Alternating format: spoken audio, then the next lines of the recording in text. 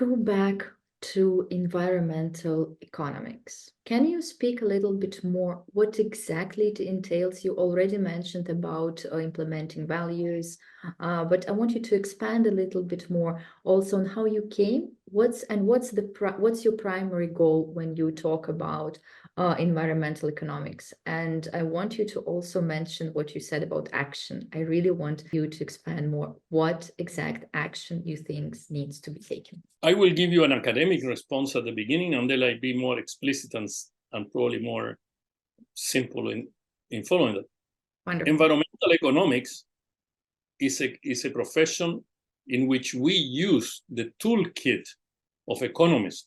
That is to say, prices, taxes, subsidies, eminent domain, any tool that you may have to conserve, preserve, and maintain the natural environment of the world or the natural environment of your community. It applies to, everywhere.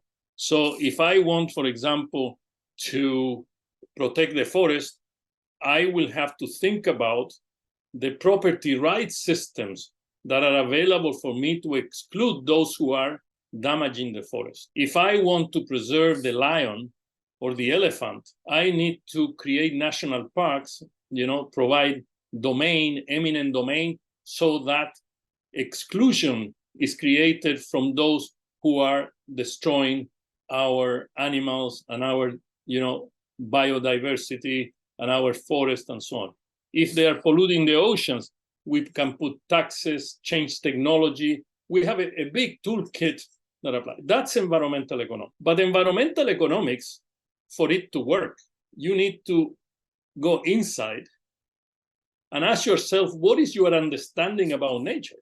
What is nature for you? If nature is a thing, all the way as an environmental economist will be done in a fashion that you are always saying nature is a physical thing, nature is a thing, and so I treat it like a thing.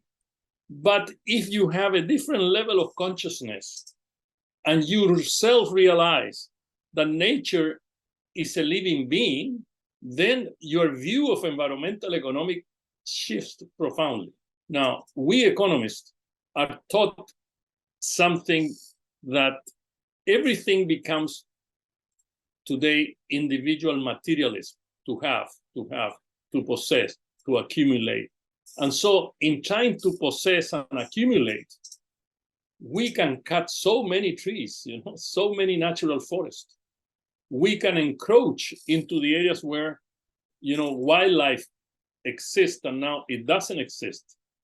In Santiago, Chile, the capital of Chile, sometimes tigers are coming to the city because their natural environment is gone and they're looking for food and protection. And this is not only Chile, it's the whole world. The whole world has been incapable to deal with global warming, with ozone layer depletion, with pollution of the ocean, with the demise of biodiversity, with the melting of our glacier, and I can go on and on and on. So environmental economics is an important area to enter, but environmental economics is not about only material things. So behind environmental economics, there are many spiritual principles that are fundamental for environmental economics. And I gave you one principle already. Mother Earth is not a thing, it's a living being. Another thing which is important is the role of future generations. What do we leave for the future generation? Who makes the decision of how the planet will be in 50 or 100 years from now? The world that you are living today is very different from the world I lived when I was your age. So environmental economics and my time was not relevant because there was a major abundance of natural resources. Today is the opposite. It's tremendously different. Today we live not only technological constraints, we live ecological constraints.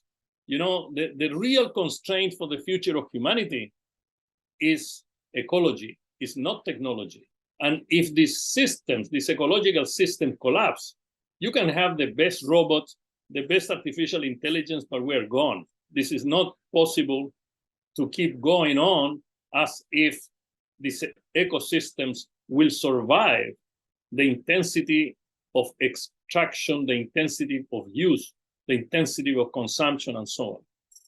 Now, action. I can share with you something that is in my heart today, and I devote all the time to it, not a little time, all my time as an environmental economist. The future of humanity rests on the construction of an ecological civilization.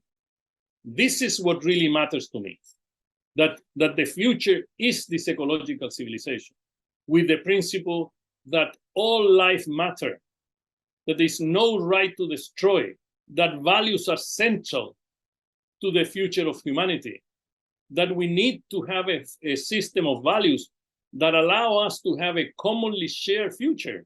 Otherwise, we don't have a commonly shared future or no future at all. So environmental economics for me is so interesting, so fun, so real, so central to this moment in human history.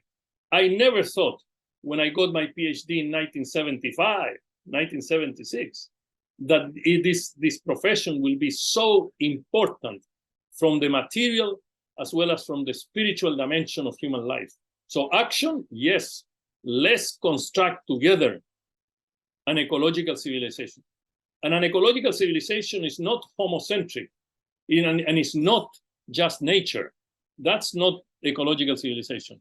The ecological civilization requires a meta-consciousness that is capable of a dance between human consciousness and nature consciousness to find the solution for our shared future. If this consciousness is not there, this collective consciousness, I see a very bleak future. But I'm optimistic because more and more people are understanding, particularly the youth, of what is at stake today, what is in front of you to resolve. We cannot continue thinking that the planet, will have countries that are consuming 4 or 5 planets to get their welfare at the level they want. Chile has like 3 planets, consumed like 3 planets, but there is only 1 planet. So someone is losing, something is not being regenerated, something is not being sustainable, and that is the center for the future of humanity.